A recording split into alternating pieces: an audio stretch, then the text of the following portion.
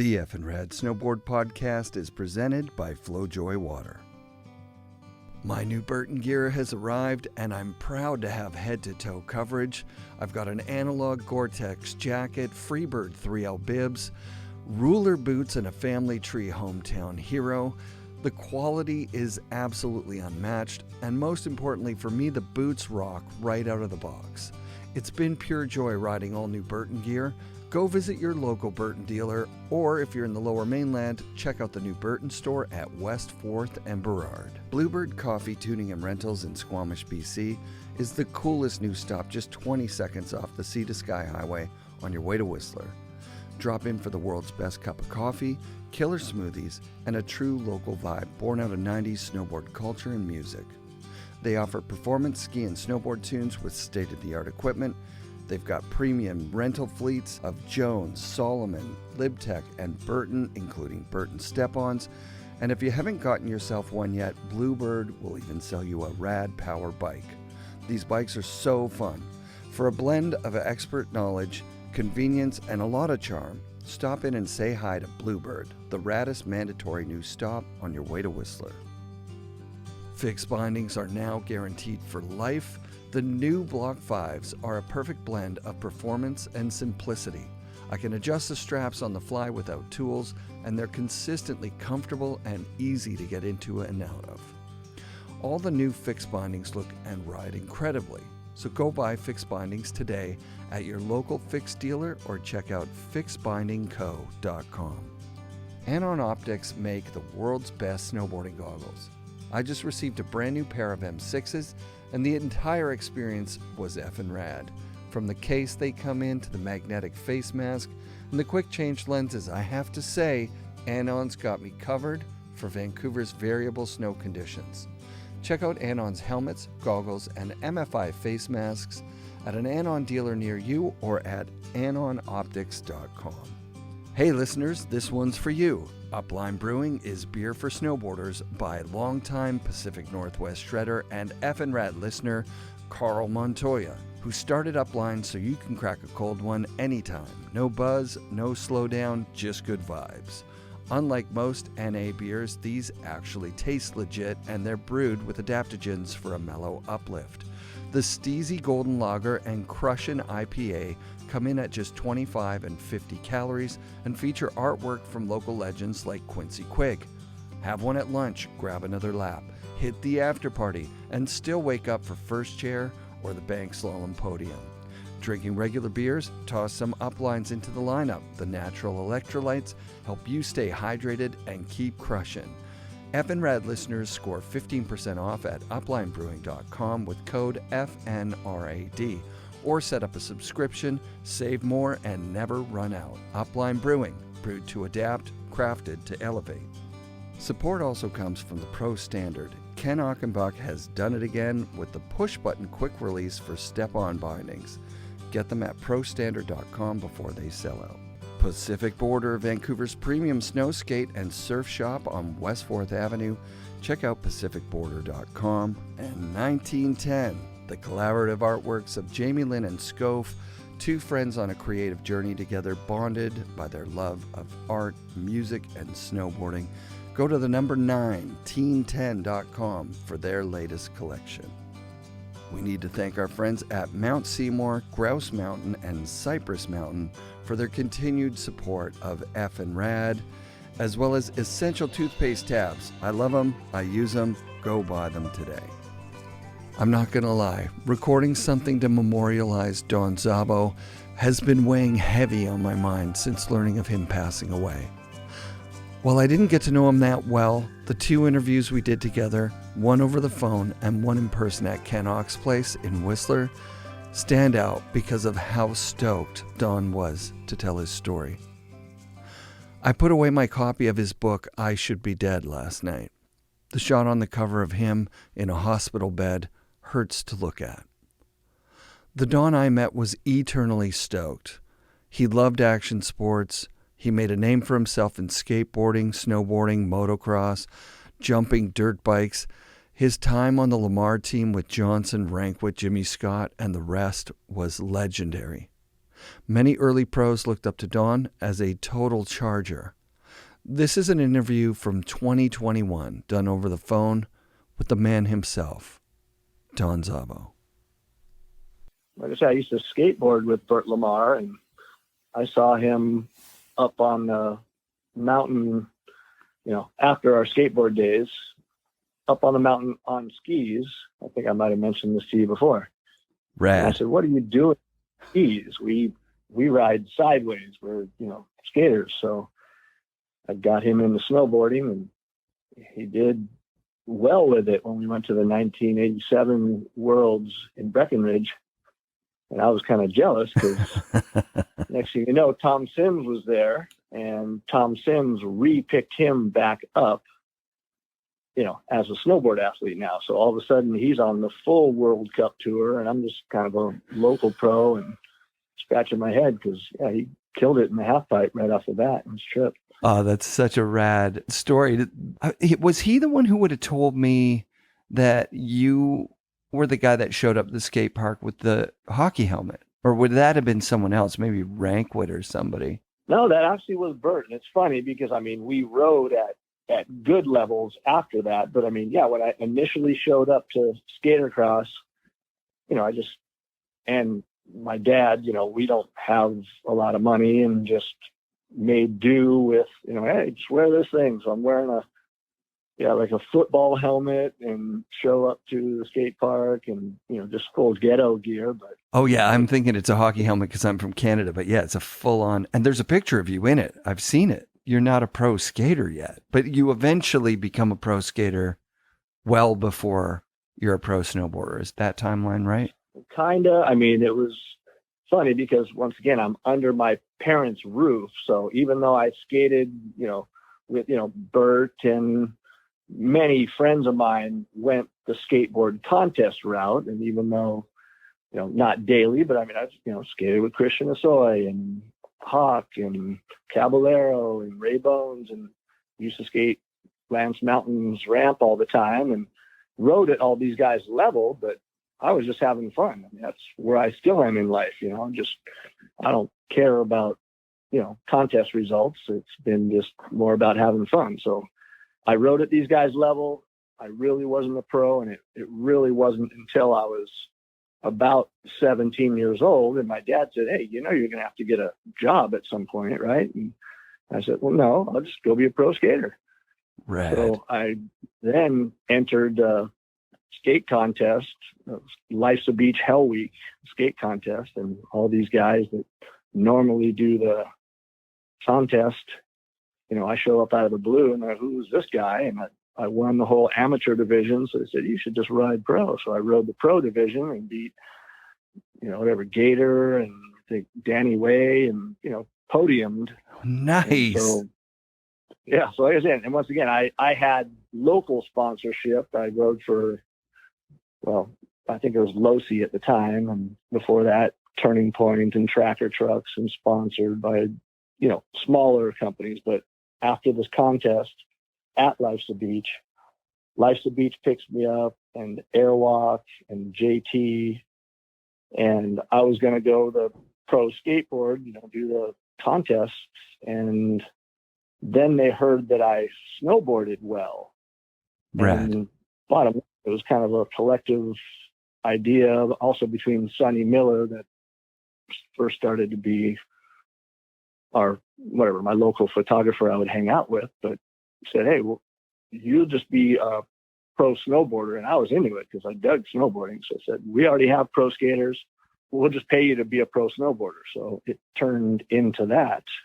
So BBC, the Bad Boys Club, right? That's the Life's a Beach / Life's a Beach. Bad Boy, same company. So is Mouse involved with this at that time? Did you get to meet Mouse at that time? Oh yeah, that was my team manager. In fact, I just messaged back and forth with him recently, asking him about photo credits. Because, oh, by the way, Adam from Vintage Snowboard Ads said to say hi. Oh, rad! Yeah. He just reached out to me within the last couple of weeks, and so I was actually reaching out to Mouse, saying, "Hey, did you take this picture of me and action shots or in this cooler where it's more of a lifestyle shot. Yeah. Next to this chick laying on the beach. I did a bunch of lifestyle stuff way back. That was kind of before lifestyle or skit type stuff. I think. But anyway, Mouse did confirm that he shot that shot. He also shot this, it was a Life's a Beach ad, a sequence shot of a backflip. So I had that on my wall when I was a kid. Backflip was my move. Like I was into that. So like those early days of Trans World, I guess because Nectar was taking out ads, BBC was taking out ads. There was a lot of Don Szabo. Yep. We were just having a lot of fun. It was a good time. So how did your parents feel about that? Did your dad still try and get you to get a job, or you were literally getting paid by Life's a Beach? Yeah, pretty quickly. I was, getting paid, and a lot better than I would as, kid out of high school. So they were pretty flexible and let me roll with it. And yeah, like I say, for a dozen years, made a decent living and definitely went up into some of the decent years. And yeah, the photos that you were sending me, I'm looking through them going like, I know a lot of these. The Airwalk ad you wrote for Airwalk when Airwalk was like the biggest boot company in the world for sure. All the pro model boards you had. So it's like 10 years of pro models, maybe more.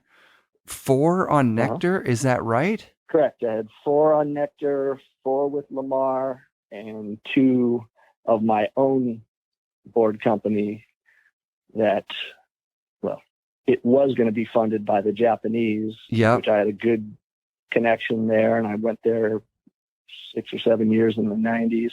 Yep. But right when the Japanese yen tanked is when I came out, and my Japanese distributor said, "Oh, sorry, Szabo-san, we can't fund your company."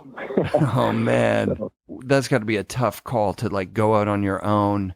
Well, the whole thing with the Lamar thing was that I've heard from Mike Rankwit, right? Like Rankwit wanted his name on the board bigger than Lamar, and Burt was smart. He wanted his name on the board bigger than the riders, but you guys were larger than life there for those 4 years on Lamar. That team had all the heat behind it. You know what I mean? Like there was, so let's go all the way back. What board would you have started out on, and where in the world would you have been snowboarding at the time? Well, when I was skateboarding, and I had my local skateboard shop sponsor was Green Sector. And they introduced me to a snowboard and said, hey, this is kind of like skateboarding on snow. And sure enough, when they took me, it was just like skating on snow, because that was what I was into, was skating. And next thing you know, I'm boning out airs and, big old methods and flying. And it just was a natural thing, and flips and, whatever single spins at the time on a sim swallowtail. Yeah. Was just comfortable as it can be. So loved it.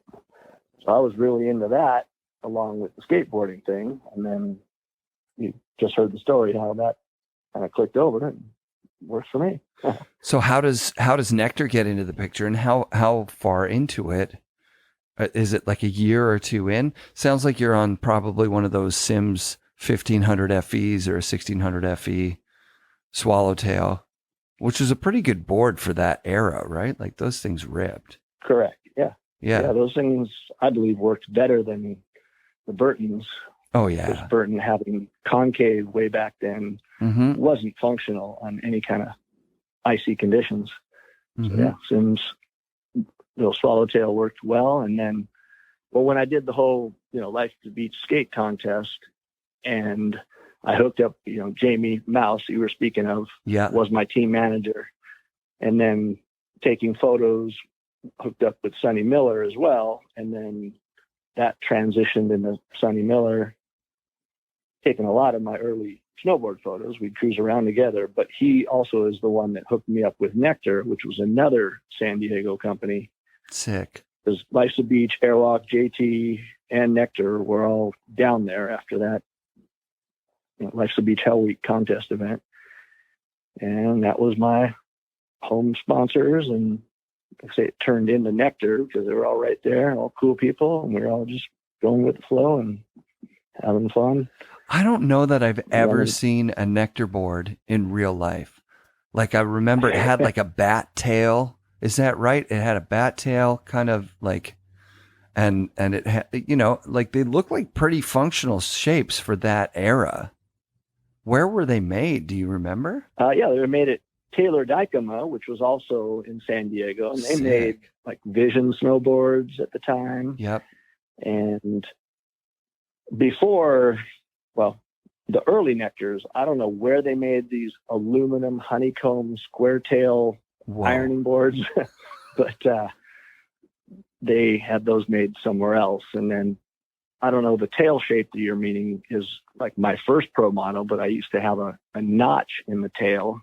And that was from my skateboard days. I would actually cut a notch in the tail so I could do, you know, tail taps or frontside tail taps or 360 tail taps, and it would lock into the coping. Sick. And so I brought that design over into my snowboard. I had my own little twist to it. So you actually got to design your board. It wasn't like one of these things where they're making a board and they just throw a graphic on with your name. You that's so incredible and awesome. Yeah. In fact, and then when it got to the Lamar days, which, like I say, I was tripping on Bert going, why would you ride snowboards for a few years and then want to go sit behind a desk? Right. I mean, we could travel all around the world. You're an idiot. But obviously, you know, he's business minded and totally. It works out. It's all good. But point being, though, yeah, I got to design all of my snowboard models, and then I actually would help out with, I don't know if I helped, you know, Rankwitz or Jimmy Scott's. I remember helping with other designs because I kind of had half a clue on lifts and cambers and widths and side cuts and stuff like that. So that's so sick. Yeah, like, so you enjoyed involved with that. Yeah, enjoyed like designing those boards. So I remember, and I've talked about it with a couple of people, like that first year that Lamar came out, I went to Wendell's that year, and Fred Yoder Gilligan was riding one, and so was Brian Harper, but they were these black boards that just said Lamar on the bottom. They got a lot of hype on those ones, but by all accounts, those boards kind of just fell apart. But did you ride as far back as those, or was the first Lamar board you rode the suit card, you know, like the King board? Oh no, I rode those since day one. The first little squiggle line Lamar that you can read both ways. Yeah. So no, I rode since day one on those things. So did he come to you and say, like, I'm going to do this, I'm doing my own company? Because he wasn't on Sims very long, right? Like, he cashed a couple of checks. He was mad at Tom for being, you know, according to Ken Ock, he was mad at Tom for fucking him over when he was a kid on Sims. You know, like, who messes over a kid, right? Like, that's so bad. So Bert was like, hey, guess what? I'm going to sign a contract with Sims. Then I'm going to take the money and make my own brand, which, yeah, good, man. Is that kind of what happened? Business. Yeah. Yeah. And also Look was in the mix somewhere there with him too. Oh, yeah. And then obviously, he came to myself and Rankwit and other people that he had, you know, crossed paths when we were snow sliding. And once again, he's good business minded. So scooped up some good riders and knew how to throw some promotion in the mix. And I know you were mentioning, you know, him wanting his name bigger and maybe having a back and forth with Rankwit, but he did know how to kind of let us promote our styles and graphics and other things in other ways. Like I say, a little more lifestyle type stuff when it was really cut and dry action shots only, you know. We did some pretty funny stuff. Basketball player, I bald headed and slam dunking, and I forgot about that one. See, now you're jogging my memory in a way that a lot of times we talk about the Joyride team as ushering in the scape style, but really the very first was Lamar. You guys were all skaters. Yeah. Like Bert was a skater, you're a skater. Jimmy was a roller skater, but he was California anyways. And Rankwit was a fucking crazy good skater. and Yep. Johnson's a skater. So did you guys get together as a team, like the four of you, for like promotion stuff, photo shoots, like team trips, that kind of stuff right off the bat? I don't remember tons of full like team meetups. I mean, even some of the ads, and once again, we're talking about a lot of years ago, but yeah, dude. They would, different people would get shots from different areas. And then Yeah. some of the collage ads with all of us were from multiple different areas. All over the place. Right. So we didn't have, I don't think, you probably can't really place it either, where you got all of us just lined up, like we'd meet up and cross paths. And I do remember, like going to Japan or different team trips, kind of hanging tighter and whatnot. But definitely a lot of people had their own photographers and own places and their own images and style that they would get on camera and get on paper eventually. Dude, that's so unbelievably sick that you were on that incredible team. I'm trying to think of like what boards you were riding during those Crusty Demon days, like the Szabo thing. Where did that come from, and when in your career is that? Well, Krusty was actually, John Freeman made all the Creatures of Habit series movies that we did for snowboarding. Oh yeah, right. Sorry, Creatures. I get that mixed up because it eventually became Krusty's, right? Yeah. So after that, it's when Dana Nicholson actually went to Freeman. Dana was kind of Damien's sidekick. They were buddies that would, they're both pros. Damien had mad skills and Dana was just mad. But all good. Anyway, Dana though went to Freeman and said, "Hey, we should make freestyle motocross movies how you make the snowboard Creatures of Habit movies." So they went and did that, and that's when the Crusty Demons of Dirt thing blew up. So after that happened, they dropped the whole snowboard gig and ran with Crusty Demons of Dirt for the next 15 years. Were you on Black Flies at that time? Were you a part of that whole scene? Oh yeah. No, I rode for Black Flies since before day one. It was actually Dan Flecky and Jack A that were the owners, and Flecky owned a screen printing company.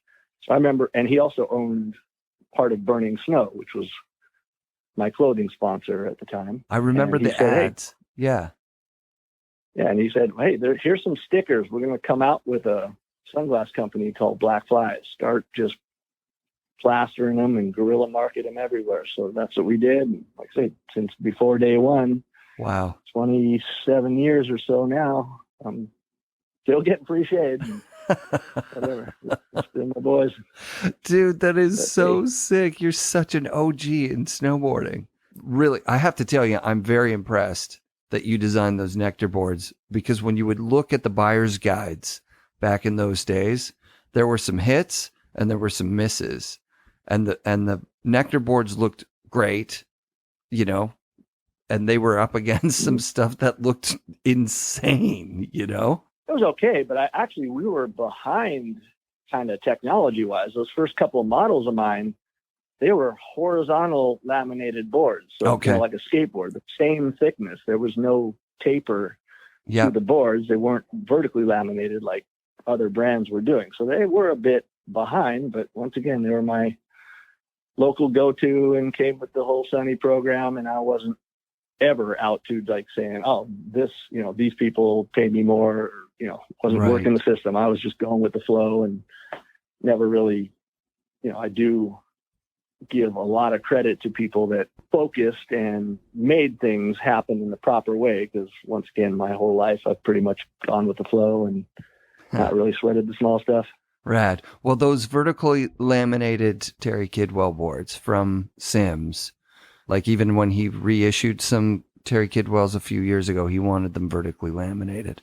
Mm-hmm. So there was a moment where that was kind of the cool skater thing to do. But like you say, vertical laminated, just once it happened, and you felt like your boards were like, okay, well, they're heavy, they're not tapered. Did you help design on Airwalk? That was more of a just step into what they had. Like I say, what I really got off on was, designing my graphics as well. Yeah.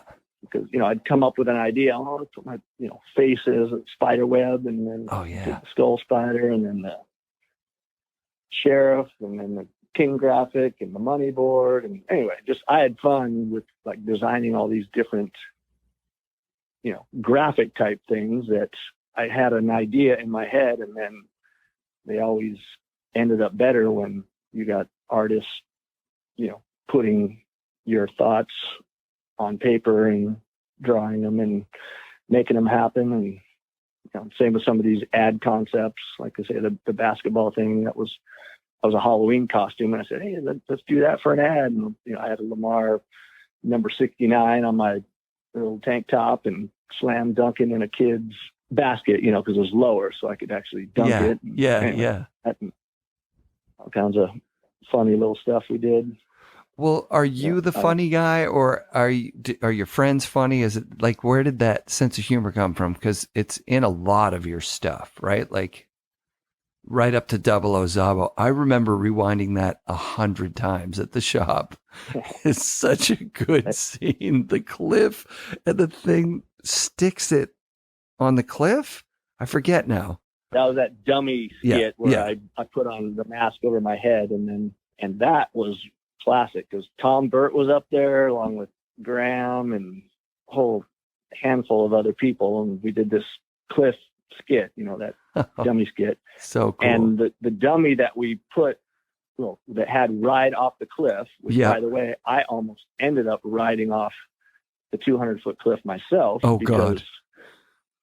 We borrowed it was Matt Goodman's Vision, I believe, snowboard. Is like a 180, that we knew we were just going to destroy. So it was a 180 set up goofy foot. I'm regular foot.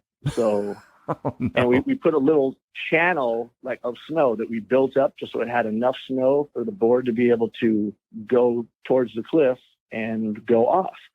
Well, we did a little, my shot up at top where I put the thing on my head. I go, jump sideways to go off the cliff, and I get locked into this snow track that's taking me off the cliff. I literally had to fall over, or I would have went off of a 200-foot cliff. So that was a little ridiculous. Yeah, well, just another one in the bucket. I've definitely used my 9 lives, but we're just getting it done. And then, but then the board, so the whole dummy that falls down that cliff, it got stuck on that cliff, which is a good 40 or 50 foot high. And luckily Tom Burt was there, because the skit would have never have happened. He was actually able to use his mountaineering climbing skills to go up to where the thing got stuck and then tuck himself behind the rock and then push it off.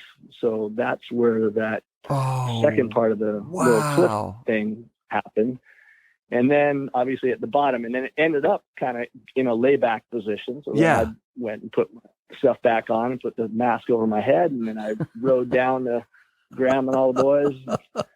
And I'm like, yep, see me stick it on that lower shelf. That is so sick, dude. Thank you for telling me that story. Cause that is, I love that Tom Burt climbed up and pushed the dummy down. That's incredible. Holy jeez. Yeah, if Tom Burt wasn't there, he'd be, that would have just been a scratched little skit. We were talking about the Double O stuff. Yeah. And then we got sidetracked with that. Yeah. Well, that was Double O, wasn't it? Or no, Double O was... No, we did multiple little skits. So that was the, cliff dummy skit. It was only a little 60-second skit or something. Double O was 2 different 7 or 8 minute, mini movies that we did in, I think, Creatures 3 and 4 and Plastic Soldiers and Demented Chowder Pilots was the name of those 2 in the series. Unfriggin' believable. That's so fun. Those movies look like you guys were just going haywire. Yeah, well, we're just having fun. I mean, Freeman and I actually, on the way back from Canada, because that's where you're at, yeah? Yeah. Yep. That's where you're at, eh? Yeah, hey. I don't. But yeah, we were on our way back from Canada, and when we were in the plane, we just started talking and, came up with this Double O Szabo thing and going back and forth. Yeah, do some rockets and smoke screens and, developed obviously fart pellets and all kinds of funny little skit parts of it, and getting the microfilm to the minister. It's so fun. And it's all developed. And like I say, he and Brett Johnson put a lot of the verbiage and skit work together. And yeah, it came out pretty cool. Yeah, man. Ended up being It's a big part of that era. Well, that was the thing. Like, so like, because, and people talk about it a lot on the show, because you had to wait for the videos to come out. There'd always be something that people would be talking about, whether it's, you know, Farmer's Rap or, you know, later on Rippy's backflip or something. There'd always be like a thing. And for those years of Double O Szabo, that was definitely one of those things. That cliff one was 100%. Before Double O Szabo, the cliff one was 100% the thing you had to see. It was so dope, dude. I love that. Yeah, it was good times. So when you're on Lamar, are you making a fairly good living? Like, or are you snowboarding in the winter and then banging nails in the summer or something to, you know, to make ends meet? No, I've been ridiculously fortunate to just be able to make a living doing what I was doing and just keep on having fun. And geez, most of my darn life has been that way. I mean, after snowboarding, I had my print company for over 16 years and still gave me a lot of flexibility. And yeah, but back to your question though, but yeah, back in those days, you know, I made a living just like anybody else that had to go to work. It wasn't obviously a, you know, multi-six-figure deal, but comfortable and good enough for me. Not really sweating it or, you know, trying to work the system. Just ended up kind of being, reliable is not the word, but anyway, you know, being loyal to the people I was with and just enjoying it and having fun. And that's super sick. Long. That's super duper sick. Who was your crew? Like Damien had Dana. You've already mentioned like Grammy and you'd ride with TB, Tom Burt but who was your go-to guys? Well, I would cross paths with quite a few of those guys, and I think the guy hanging right. Well, in early days, I mean, got Victor Coyne, but then no, those were some of the guys, and I'd just cross paths with different guys. You know, you'd mentioned, you know, Farmer and then Hetzel and, you know, whatever, Rippy as well, and Bassett and Tina, and obviously with Burt, and then, you know, whatever, Sean Johnson was team guy. And I remember we had some crazy times in Japan sliding across cars that were just all locked up in Tokyo, and we're just sliding on our asses across people's hoods and just laughing. Oh my God. I think he was just practicing for his whiskey days. Oh yeah, totally. There's some footage. There's a Lamar video, right, from that time. Like Rank with just lying on a train floor or something, just wasted. Like, so that, I think that was that Japan trip. Like that you guys would have all been on that trip together. That would have been mayhem. Oh yeah. Classic. I remember Cardiel. How's this? We were all together, and Cardiel goes to step off the curb and looks to the left like you would in normal traffic, but you know, they go on the opposite side driving there. Oh shit. So a car hit him from the back, you know, because he was looking left, and the car came up behind him on the right, and his shoes go flying off. He does a cartwheel over the car, landed on his feet pretty much, you know, or, you know, feet / butt, and, you know, got up laughing, and it could have been ugly, but it was a classic. That's unfriggin' believable. I forgot Cardiel was on that team too. Yeah, he was for a bit. Mad skills. Yeah, really. He's got that great attitude too. Did he have that when he was on the team for snowboarding? Just like happy guy, having fun everywhere he goes. Yeah. He seemed, totally happy. And like I say, really respected his, you know, skate, and you're saying, you know, happy, almost thinking cool and mellow, but dude, he was explosive. Yeah. When he would doing tricks that were just kind of beyond the time and level. And, he was a badass. Yeah. How did you feel about that? Because I've talked with a couple of people this year about how crazy it feels, especially, I mean, when you go back that far, snowboarding had a habit of just like picking a flavor of the year kind of thing and like moving forward. Like you made it through a few eras. Damien quit while you were riding, and you kept going and you kept having success. Like, what did it feel like, or did it feel like, because you're so mellow, maybe you didn't have this experience, but like to go to a photo shoot, for example, and then somebody is like doing something where you're like, wow, I don't know, I didn't know we had to learn that, or like, here come the kids, like, fuck.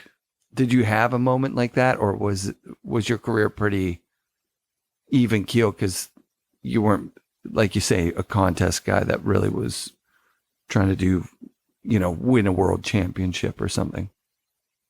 Right. Yeah, no, like I say, I'm kind of go with the flow guy, and I just do what I would do. I mean, I did do contests in the early days, but once again, I can do what I could do, and I would definitely push myself, but never really got to the point. Well, I wouldn't say that. I guess when corks first started coming out, I could flip and I could spin, but then learning to put them together was something. I was scratching my head a little bit. That was one of my shoulder dislocations and surgeries. But for the most part, just do what I could do and just have fun doing it. And I should have probably worked the situation a lot better. Once again, I would hang with Freeman and those guys all year instead of, going and filming with, Fall Line or Hatchets or, different filmers. Right. So, I think a lot of pros feel like that. More, but yeah, again, I just cruise them and, end up with tons of time that just got thrown on the floor after they put in the same small clip I would have gotten if I would have spread myself out more. But once again, I wasn't the most focused career-wise. I just going with the flow. Yeah, dude, that makes total sense, man. But at the same time, like, you made some good choices with your sponsors. Like I said, Lamar was hot for those 4 years that you were on there. And then when you jump out to do your own thing, obviously it's a weird time in the snowboard industry, right? When the yen crashed, when Japan stopped buying boards like crazy, because, the year before that, they bought boards like crazy, right? Like for 10 years. 300 snowboard companies at the time. Just like everything else that gets to the blow off top point and then down it crashes for one reason or another. So that was the reason. Yep. Yeah. So then do you continue to snowboard professionally at that point, or do you take a hiatus, or you just walk away? Yeah, I kind of walked away, and then whatever presented itself, which was my print business. I had a business partner, so he was a good friend of mine. And like I say, for over 16 years, for a couple reasons at the time, I just kind of walked away. And once again, I had multiple shoulder surgeries and kind of got to this point where my sponsors all said, hey, we can't just keep paying you, which makes sense now after owning a business for years and years. But at the time, I'm just a cocky youngster saying, hey, I've made you guys a lot of money and you seriously can't help me get through until I'm back on my feet. Anyway, turned a different direction, went and did my print business, did the wife and kids and all that stuff, which, was where it went. So I kind of did turn my back, and my one-liner joke is I got paid to ride my snowboard for 10 or 12 years, and then I broke myself on my dirt bike for 20 years for free. Yeah, nice. I've had a surgery for every day of the year from moto for sure. Yeah, the moto injuries are just another level. The print thing, what is it? You're printing T-shirts, or you're screen printing stickers, signs, that kind of thing? Yeah, mostly stickers, banners, different POP. I mean, at the time, which was right at the end of the 90s, it was kind of an easy way to go. I'd go to trade shows. Hey, Szabo, what are you doing now? Stickers, banners, all kinds of signage. So we had some pretty good companies, and, you know, I had a 5,000, and we went to a 10,000 square foot place. And then Sick. after the recession, kind of back down to 5. And anyway, it was quite a good business for quite a few years. And it was cool. Once again, just weird how things kind of go into place. Worked out. Yeah. And you became a dad. How old are your kids now? They're 14 and a half and 16 and a half. 14 and a half. And I saw on social media that you lost your wife a few years back. That would have been, you know, my condolences. I have no idea what that would be like. Obviously very hard. It was pretty heavy, but I had to learn a lot of things since then. Like I say, I had such a blessed life that stuff really hits you hard like that. And, you know, dying with your wife for years, it takes you down to a bad place. So definitely had to work on a lot of mindset training since that to reset my mind to just basically the basics, being grateful every day for what you do have. And got a little routine that, you know, just thankful for, you know, roof over the head and food and, you know, health and basic things. And don't worry about what you don't have. Just be grateful for what you do have. So I've been able to get myself out of a bad place and get in a good place ever since. But that was a rough one for you, man. Yeah. Yeah. Looked like a lot to deal with. But it also looked like, because it's social media and we see the good days, it also looked like you were able to, you know, be there for your girls and, you know, still get out and mountain bike and enjoy life. And, you know, I'm really bad with, you know, that kind of stuff because I really just don't know what to say is what it comes down to. Yeah.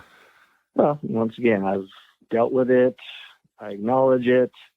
I know it's there. It's off to the side. And I'm just living life and enjoying the present and enjoying every day and doing the best. Because every time somebody dies, you know, it's almost more of a motivation to me with that mindset to live my life to the fullest, enjoy it as much as I can. Because once again, I obviously seen, you know, my wife, that was my soulmate. We had the same birthday, go that way, and my mom and tons of friends. And, you know, like I say, I now use it as a motivation to make sure to enjoy life, which I do as much as I can. That's why I got to get up at 5 a.m. to go mountain bike tomorrow. Yeah, dude, that's so sick. I'm really inspired by guys that are our age that still have the flame for the action sports that they were into, you know, because I'm sure you've seen a lot of people fall by the wayside, right? Like guys that were there with you in the 80s and 90s that were ripping, that just put it away and just never went back, took an office job or some other thing, you know, live a completely different life. Like action sports have been a part of your life your whole life, and you're still doing it. Like you say, you're going 5 a.m. tomorrow. Yeah. No, I mean, ever since 9-year-old when I got a skateboard and was sponsored by 12 years old, and now it's 40 plus years. Yeah, I gotta do the math, but either way, 9 years old to 54 years old, whatever that is. That's incredible, Don. Well, I'm sure you got some prep to do for tomorrow morning. I know for me, big days starting at 5 a.m. lately have been to go snowmobiling. The best pow turns I've ever had in my life. It's insane. Oh man, I know. I miss the snow. I mean, I'd say part of the reason, although I can say mountain biking and motocross and then mountain biking now for the last 5 years is just such a passion of mine. But that two-wheel suspension will keep working well, where my leg suspension doesn't work like it used to. I don't know. I just love it. It's like a powder day all the time when I go riding. Can't go to Alaska for the weekend, so it's my new passion. Yeah. And like I said, I'd love to be out boarding more, but I literally think I've worn out some of the bushings in my knees and my shoulders. Like I said, I've had 4 shoulder surgeries and I really need another one. Oh, wow. So loose arm sports, you know, Yeah. it pops out, but holding on to handlebars, pretty much holding in. Oh, wow, dude. That's incredible. Well, I've got about 1,000 more questions for you. We'll have to do another one diving into your time in Alaska and different video parts. You're one of the greats of the history of snowboarding, the very beginning of professional snowboarding. Your board was up. I don't even know if there were other pro model boards the first year I saw it leaning against the garage wall at Transworld. Well, obviously Kidwell, but Oh yeah. Yeah, it's before Craig Kelly Air, and Rankwood had a MR 160 on GNS oh yeah, a couple years after the Nectar board even. I counted up there as one of the first professional snowboard endorsements. It's friggin' sick, dude. right on. Right on. Well, cool. Yeah, we'll have to talk again one of these days. Man. It was awesome to do a little going down memory lane. So thank you, man. Your podcast is fucking rad. I mean, Thanks. now I've just kind of looked back at it a little bit, and, you know, saw all this stuff that, once again, I binged on it after we talked about Burt Lamar's about 2 years ago. And, Brad. you know, Hetzel and Rippey and Bassett and Sean Johnson and Boyer and Hatchett and all my boys from way back, and gonna probably go binge on those things again in the near future. It's an honor for me to hear that, dude. And it's an honor for me to talk to you. All right, I'll let you go. Thank you very much. We're going to talk again for sure, Don. Thanks for doing the show. This interview, recorded at Ken Ox Place in 2022 for Season 8 of FNRad, really shows how stoked Don could be, even when talking about heavy shit. Thanks, Don, for living an inspiring life. I hope you're doing well in the great beyond. Don Szabo is one of the original Lamar pros who rode for Nectar Snowboards before that. He was a regular in the early mags and movies. He even played 00 Szabo in the Creatures of Habits movie, a recurring character featuring snowboarding and explosions. He was one of the first pros in magazines doing backflips, so I asked him how he learned backflips. I learned them pretty much at a punk rock pit, just off the stage into people. You know, like when I was a little punk rocker, probably around that age too. You know, 12 years old. And, Oh, wow. And I was way lighter than a lot of other people. You know, and once again, I'm still a flannel wearing kid. You know, it's same as ever. Totally. So I was just a tennis shoe flannel wearing kid. I'd jump off stage, do flips in the crowd, and they'd even push me back up towards the stage. Incredible. Yeah, and I remember then there was the full chain wearing, like leather and spike and that guy. And I remember just one time this guy went to go flip, and then everybody just spread out and he splats on the ground. Oh, fuck. But no, like I said, I was just light and people had fun and I was having fun. And What kind of shows are you going to? Is this Southern California punk shows? yeah. Oh, yeah, wow. So, yeah, I mean, whatever. Circle Jerks, TSOL, Dead Kennedys, Black Flag. Agent Orange, like all the whole thing. Yeah. Oh, bunch of those bands. shit, dude. It was awesome. That would have been so sick. Oh, yeah. Yeah. Good stuff for sure. Okay, so we know you transitioned from skateboarding to snowboarding through this hookup. Is that right? So you get hooked up with Life's a Beach and those guys, which are badass people, right? Like those guys are, by all accounts, awesome. Do we need to go over the story into it? Or? No, we don't at all. We could just talk. We could just talk fucking anything. It was good that you learned flips in a mosh pit. Seems impossible. Oh, and then I don't know if you want to go on with the flip thing. Let's do it. Yeah, please. As for into snowboarding, and back when ISM was the only magazine. Yep. And there's 12 riders in Southern California that all know each other, like Marco Hendrickson, which now his son Dusty. Yeah. Killing it, Sick. Quad corks and crazy stuff. And he raised him. Oh yeah. I mean, I've known for 6+ years that he's going to be the next, call it next Shaun White, is something that everybody can relate to, you know what I mean? But he would enter contests and the judges would judge same to pros versus when he was under 16 years old, he can't be pro division. So, he's, let's say the pros won with a 94, with their abilities, and judges on the same format, he's winning his amateur division with 96. Oh, wow. So he was already, I already knew he was going to just be killing it. And you were friends with his dad when you guys were like kids. Oh, yeah. So, back to Mountain High, he was one of the 10 or 12 people that rode snowboards, and he actually sold sim snowboards. So he's always been more industry. I mean, he can ride, he can still get around and ride and whatnot, but he was always more on the sales side in a way, and then he worked for Nitro and worked for multiple companies, like industry guy, but always shredded and always had a big old smile and awesome guy. Yeah, that's amazing. So, it was cool. But, once again, you knew the people that rode snowboards and so you can do flips like as soon as you kind of get into it? Thank you. I want to give Damian Sanders props because once again, that looping back. So ISM was the only mag out way, way back then. Totally. And like he was already a hero, rock star, brandy, playmate model, yes. chick. And, yes. So I never even met him in person. But once again, back then, if you snowboard, you could reach out and, hey, you snowboard, I snowboard, let's do it. So I go up to Tahoe to meet up with Damian. Damn. And we rode, and he had this hip, kind of a hip jump, but he said, this is a great one to try a backflip because I'd never done a backflip on a snowboard before. Sick. So when I hooked up with him, we did all kinds of just raging and having fun, but he said, yeah, this is a good one to do it. So I went and I hit this jump and I just tucked it more like a, backflip, like I say, off the stage of punk or whatever, even, backflips in the pool or something. But anyway, it was more just like a sideways.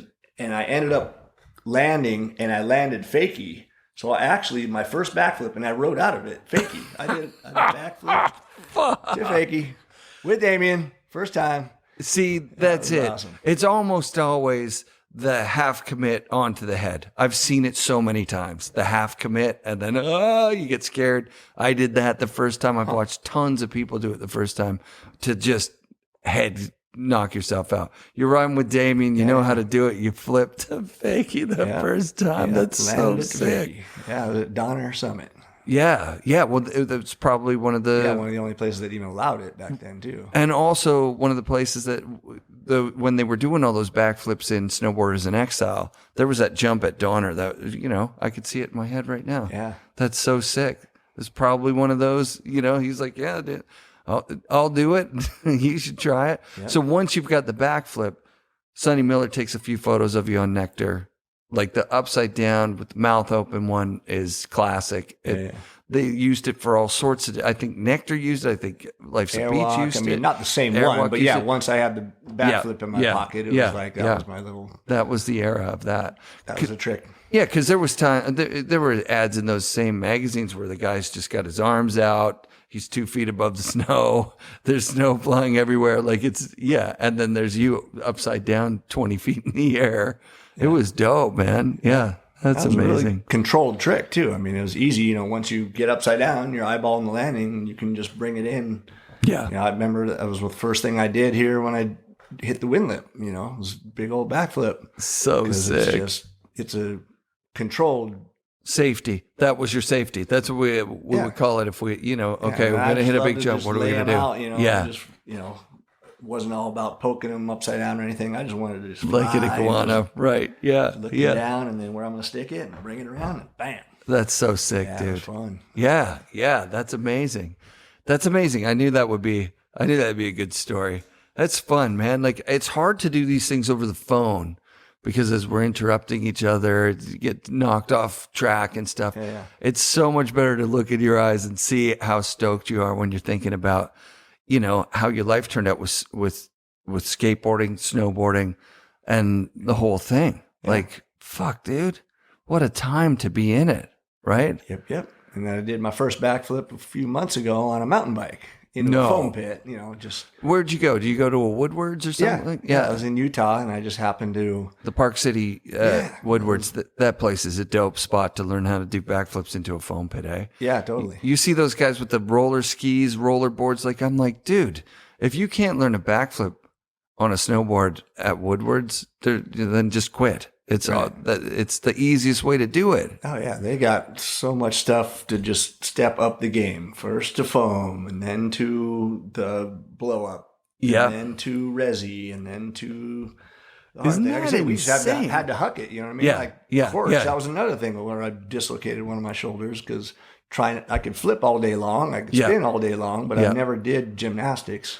So putting that air awareness, in the cork, it's hard to together. do. It's a little bit. I stopped at 90 rolls. Like when everything went like rodeo flips, like I couldn't wrap my head around it. Things started to get big then too. Like there was some consequence to learning on the snow. Yeah. Like you say, into a foam pit. Yes, please. Right. Yeah, that would be. I still have that in my head that I'm going to go to Woodward's, Park City, or Copper or something and learn that 90 roll because it looks like a fun trick and it looks like something I have all the components to do. Yeah. I'm just too old to like put that down on snow first. Right. Foam seems like the way. Oh yeah. How many times it take you into the foam? This time they did intentionally tell me just do it to back. You know what I mean? Which I never did for snow, but right. But anyway, for this, they're like this is just do on the bike to back, and then said, okay.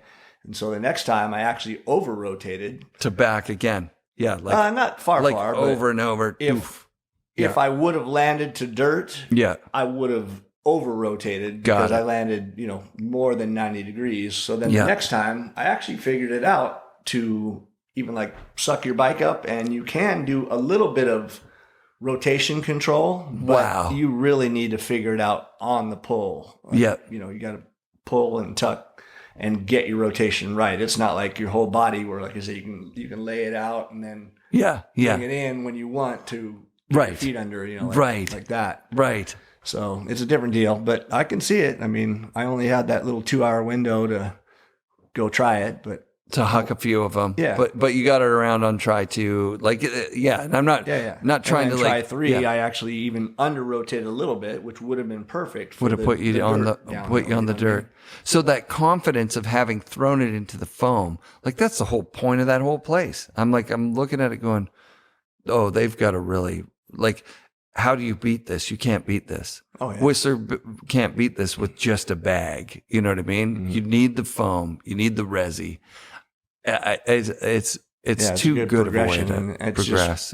Created so much progression in all of these sports too. I mean, insane. I mean, I still give them crazy props because what they have accomplished is nuts. And I mean, same with motorcycles. I can't even understand the gyrations. And didn't I just see a double? Someone just did a double on a motorcycle? Not just a straight double, but they've got crazy like Corky type. Unreal. Things. Yeah, it just doesn't even make sense. I go, how the heck did that get their motorcycle to do that and go around? It just doesn't make sense. Yeah, it doesn't. 250-pound thing under you. Right. And you got to just figure all that out. But once again, foam and going step by step versus straight to dirt. Right. When we were kids, you had to try. You're trying it, right? Like so you try it and you're probably going to get hurt. Oh, yeah. Yep. Badly. Oh, wow. Yeah, I like to just shout out Peter Line right now for the okay. In my mind, Peter brought the cork stuff out, but then actually I got to go renege on that because I think he saw maybe Jay Brown do it, and there were some other people independently doing those inverted, kind of off-axis flips. Mm-hmm. But I think snowboarding was the first place it happened because at the time, aerial skiing had been doing flips and twists forever, but you lost points if you went off-axis. So everybody was obsessed with being straight up and down. But then as soon as snowboarding did the thing, you're like, oh, that is fucking awesome. Yeah. And now skiers do it, obviously. Bikers do it. Skateboarders, I guess the McTwist predates. Yeah, I mean, that's what they were trying to do. A McTwist on a straight jump, right? It's an off-axis flip that's just got gorgeous, some extra style and beauty. Yeah. Adds a different little... So did you ever get there? Did you get there? I was able to get to the full flip, full twist. Yeah. But that was as far as I went. Like I said, I'd mentioned Marco Hendrickson, now Dusty Hendrickson, was in the Olympics, but I guess he crashed. But I mean, he should be way, way up there. But yeah, he can do a quad cork. So 4 flips, 4 twists. I mean, and not just robotic. This kid has so much style and like imagination, the way that he rides is just beautiful. And he wins all his skate contests too. I mean, he's ruling at that. Really? Oh yeah. Our generation of pros had to kind of do everything. You mentioned moguls. You had to race. You had to do half pipe, big air, whatever was there. You had to do all the things. Mm-hmm. I remember them forcing us. You don't get to ride the half pipe if you don't do the race. It's like, why? Who cares? I don't want to do the fucking race. Right. I don't want to do the half pipe. I always want to go free ride, pal. Yeah, exactly. Well, so we kind of lined that up too. We kind of realized that, you can make whatever function or promotion for companies by, just being able to go out and free ride and click off cliffs and creatures of habit. That's what I called creatures of habit crusty demons of dirt when I talked to you last time, which is, it came out of that. But the Creatures movies, that was that was among those first forays into the backcountry where, if you get in those movies, you get full endorsements from sponsors. You're doing your job. Their shit is getting in front of the people that they want to see it. Yeah. And then you get mag shots out of it too. And it's not just another half pipe. Yeah. Shot, it's rad stuff doing. Shooting guns. Were you a part of that? Shooting the guns and doing all the crazy shit that they were doing?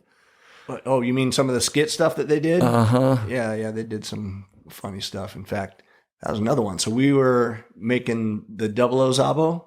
Yep. And we had to get some bits and pieces for the main one that we did was Late Season Mammoth out at Spot X, basically snowmobile access area. Yeah. But we needed to get some shots. So it's funny that Creatures of Habit, well, there was two different 00 Szabos, but the first one, we did most of it there at Spot X, but then we needed a few, like me just looking back, like I'm looking at the helicopter, like shooting around before I, blow it up. Yeah. Freeman put stuff together pretty good. He dope. Took it straight out of a real James Bond. So that little bubble copter got blown up in a regular James Bond movie, but made it look like I was looking at it. So we did some of that in Hood, but then we did some other extra credit stuff when we were in Alaska. So shit. Dana was with I don't know if I'm terrible with gun names, but AK or whatever the thing was. Big badass gun. So he was up in a helicopter and me and Matty Goodman had to just sit on the side of the highway while they went and shot these, once again, just the shots that I'm supposed to be looking up. This guy, Chet, the copter pilot that we worked with and went heliboarding with a bunch. So anyway, they were out doing that. So it was Dana and Freeman and Chet, the pilot. And me and Matty Goodman are sitting on the highway in Valdez and they're out doing their artsy stuff. And we just figure, and Dana, like I say, he was actually shooting a live gun down at Freeman. So Freeman's shooting, like my view, but, Freeman's doing the look up, but I'm sitting on the highway. They piece stuff together pretty cool.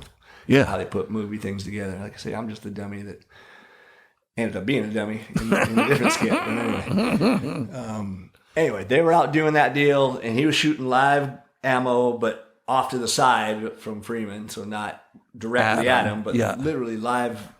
And Jesus. Me and Goodman are just sitting on the highway and thought they're just like getting way too artsy out there. We didn't even see them now. And we go, man, they're just getting all artsy out there. Let's just go back to town and they'll be able to get a ride back, because it's just a one strip hitchhike straight back into Valdez. So we're back in town and just hanging out. And a couple hours later, they come stomping in the hotel room going, you guys fucking left us out there. We crashed the helicopter. What? Yeah. Yeah. So Dana was up in the copter, like I say, shooting down at Freeman. And the same copter that we were thousands of feet up in the day before, like I say, this guy Chet had a little, probably just an 8-cylinder, like a regular motor. Wow. Not like a auto-rotating motor in a proper helicopter. But we had this buddy of ours, Chet, that took us up to all kinds of first ascent and crazy stuff, thousands of feet. But the motor seized up on Dana. And luckily, he was only 50 feet above Freeman, and not directly above, but... Yeah. Anyway, but the motor just stopped and they fell to the snow. 50 feet. Yeah, 50 feet down, and he landed on Chet because I guess it cocked sideways a little bit. So they just slammed in the snow sideways. They were able to walk out, no broken bones or anything. Oh my God. Yeah, it's crazy. That is crazy. Is there footage of the crashed copter in some shit? I think there is. Is there not? I don't really know. Maybe not. Yeah, maybe they were just like, they're like, let's get the fuck out of here, man. You would think Freeman would have taken some shots or whatever, but I wasn't there. Like I say, me and Goodman were pissed at them because they were taking so long doing their little goofy shots. Meanwhile, they actually really crashed and have to hike through the snow to get back out to the highway to hitchhike back to town. That's amazing. Back to where we were, but that was classic. It was a free-for-all, by all accounts, in Alaska. It was a free-for-all. Oh, yeah. Martin Gallant talking about the chips, having a chip, and this one got you here, and this one got you there. $25 chip got you out. They had plane, landings, and then, I think it was only a $50 or $100 chip or something will get you, anywhere you wanted to go. Like I say, we had this one guy, Chet, the pilot, that we knew from going there a few different years and knew we were filming for the Creatures of Habit stuff, so he would take us wherever we wanted, and we were so stupid. We were not checking snow conditions and doing the right stuff. I think we might have had beacons, but I mean, just so unprepared. Old beacons, yeah, just way old school. The new stuff that analog beacons that you wouldn't have been able to find anybody half the time anyway. We got lucky and that's sick. Pulled so much stuff off. Did all kinds of first ascent stuff. And see, I remember this one mountain that I picked out because, it's as far as you can see. Yeah. You're in a copter and where do you guys want to go? That looks rad. We didn't map stuff out like they do now and take Polaroids. You'd be looking at one Polaroid. Well, that is something that I did do. And that's another funny story with, I was up there with Rankwit, different trip. Rankwit's one of the guys, he's always cocky fucker. And you're telling me. Yeah. So I'm taking Polaroids as we're flying the helicopter up to where we're going to go. And Rank is all, what are you doing? Well, that's and then we get up to the top where you can, only see 50 feet in front of you from the roll down at, the 65-degree snow or whatever. And then he's all, hey, let me see that. Yeah. Life or death, right? Dude. And then you got to switch it around too, because when you're, I was taking it as you're going up. Okay, I'm going to click that 30-footer over there, but no, don't go off that 200-footer over there, which is on the right. Well, then when you get up top, you got to switch it around. Yeah. And remember. Fuck yeah. You're DCP broke his neck from that last year. Oh, is that right? Yeah. I mean, he didn't take, he was so excited about doing the line. Yeah. That he didn't realize when they went past it, he didn't take the time. Didn't switch it back. He didn't take the time to do to figure exactly where his point was. Yeah. And so he thought one tree was this or this was that. And then he gets over top of it. He's like, holy shit, it's icy. And then he realized, wait, maybe I'm not where I'm supposed to be. Then he clips a rock and then he's upside down, went down. Wow. Some gnarly shit. Yeah. He's okay? He is now. I mean, he's moving good. He's not moving like somebody he sat with me for an hour and a half or 2.5 hours and he didn't have to get up. So yeah, I think his back and his neck are better. Better enough that he'll be riding like a normal person. Yeah. Maybe, riding like DCP by the end of the year, I hope. Yeah, totally. Lots of injuries, hey? And lots of friends. I think that Czech guy, he passed away, did he not? Yeah. So much of that, right? Oh, yeah. It was just free-for-all, wide open. And you go until you don't go anymore. You keep going. Did the Lamar team go up there like you, Johnson? Jimmy Scott in Alaska doesn't make any sense. He can't free ride. He wouldn't have gone. No. He was real focused, obviously, on the pipe stuff, and that was his deal. And kudos to him. But he ripped at it. It's good. Yeah. But so the three of you guys go. Are you filming for a project at that point? Was there a Lamar? Well, a lot of it, Lamar would just pay, and I was really hooked up with Freeman. You know what I mean? So I was ended up, whether it's Damien and Dana or whoever we're kind of going filming with. So it wasn't really a Lamar project. Got it. But they got their play out of it because then I had, shots from up there and video from up there and mag shots and, they got their promotion. So Bert understood that, from going from our circus needing to do half pipe stuff to go, okay, I can understand that, we'll go out and get real snowboarding, that what we love to do anyway.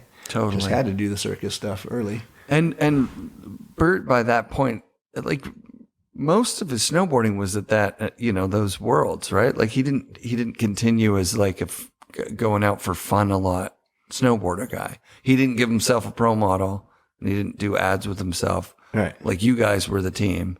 Yeah. And he was the guy collecting the money and making sure you guys get your paychecks and whatnot. Yeah. Yeah. And I thought he was an idiot because I go, why would you not go? Because I just wanted to do what I love to do. You know what I mean? So you rode for a few years, he did well in the contest thing. Yeah. And then turns into a business guy sitting behind a desk. I go, how could you do why that? would you want to do that? Yeah. You can go ride and snowboard anywhere we want to go and you want to do that. But whatever. He's just real business minded. Yes, you know what I mean? Yeah, so it's, now with his golf thing, he's doing well. But he golfs. That's the thing. He loves golf. Yeah. I think that was his thing, was that his passion was golf. Like, so he loved to golf the whole way through. So he's like, I'll just take this to fucking golf, obviously. Yeah. It's the way to do it. Because Jake Burton, he rode 100 days every year that he could, right? Yep. Like, he was a passionate guy. Tom Sims, same deal. Yep. You ever ride with Tom? A little bit. Yeah. He had his gaggle of dudes and like TK and Palmer and all those guys. And yeah, man, that would have been a good crew to link up with. Who was your crew? Who did you ride with on the regular? Damien and Dana and Graham and, early days. Victor Coyne was my sidekick buddy and sick. But he went the wrong direction. Like I say, I think action sports have saved me from a lot of friends that I know have gotten into drugs and alcohol and other things. And when you say Victor went the wrong direction, I know the name. Oh, okay. He was in magazines early. Did he have a couple of shots? Yeah, totally. Yeah. Back early, Nectar. He was like my sidekick guy that was gonna probably get a model, but he ended up, I guess. Probably, I think it was crack or something. He ended up starting that and just didn't follow your action sports passion and adrenaline passion, getting it the wrong way. And so, it took him down the wrong path. And by the time the 90s were around, he was in a bad place and, dealing with whatever, drugs and jail and getting kicked out of houses and all kinds of stuff that's never come my way because I always just follow the passion of sports that I love. Yeah, it's really hard to go outside and shred and do the things that you love and do the drugs or even party that hard. Yeah. Right. Like in your guys' pro era, like going to a pro contest, it was by all accounts a ginormous party. Like people would, if you wanted to win and really be respected, you had to party as hard as the hardest guy partied and then still win the contest. Yeah. And like I say, sometimes I went off the rails a little bit, but for the most part, though, I wanted to be able to wake up so I can go do what I loved doing. You know what I mean? That was more worth it. Yes. To me. Dope. Like I say, every once in a while, Evil Z did come out of the closet. Evil Z. What's an Evil Z story? Like, where would something happen up in Whistler? Has anything ever happened up here where you wake up in the morning, you're like, shit, Evil Z was out last night? Right. Well, this is later, but, Damien put on those clubs called Club Rubber. Club Rubber, yeah. And, even back at his house, he actually put on the Pimpin' Hose at his house. I remember seeing them, Yeah, and so, anyway, every once in a while, I get a little bit sideways like that. And when he had the Club Rubber at the Galaxy Theater. Yep. And I remember being, drug out by my neck by bouncers, I don't know, because like I say, I'm gone. Yes. In fact, I think I was, instead of everybody, a lot of ecstasy was done, that kind of stuff. Yep. But whatever mood that I was in with tequila or something, I was slam dancing. So I was everybody else is floating around, this and that, punking it out, thinking I'm back in a Circle Jerks concert. Nice. I remember just getting lifted out and fucking dumped out in front. Well, that's it. That you cut your teeth at these concerts, right? Like punk rock in that's the early to mid 80s. Yeah. Oh fuck, dude. Oh yeah. That's so sick. Seeing all of those bands, small venues way back. And oh, wow. I remember when I rode for Life's a Beach and Sonny Garcia was the surfer, the main surfer. I was the main snowboarder. Yep. And then I went surfing with Sonny Garcia and I used to see the Chili Peppers back at small little gigs. And so we took them surfing. We took Anthony and Flea surfing up at County Line. God damn. And, we were all surfing and having fun, teaching them. Sonny was more on the teaching deal, but I was out there just flowing with those guys. And I remember, toweling at the end and, getting ready to just go back and, hey, good luck with your guys' music career. And he's like, yeah, good luck with your snowboard career. I think their music career went a little bit better. Well, they're still badass. And they've changed. Yeah. Like I say, they went from like being kind of punky when I was punky. And then as I got into more flowy type music, so did their music. So that's true. They've kind of grown with me, that's so sick. Cool. They got bigger than big, hey? Oh, yeah. Unfucking believable. For sure. Oh, that's fun, man. Yeah, who else from the punk scene? Would it be like No Effects guys and stuff like that? Like Operation Ivy, you ever see those guys live? No, like I say, a lot of the stuff is a little bit faded. Fuzzy, sure.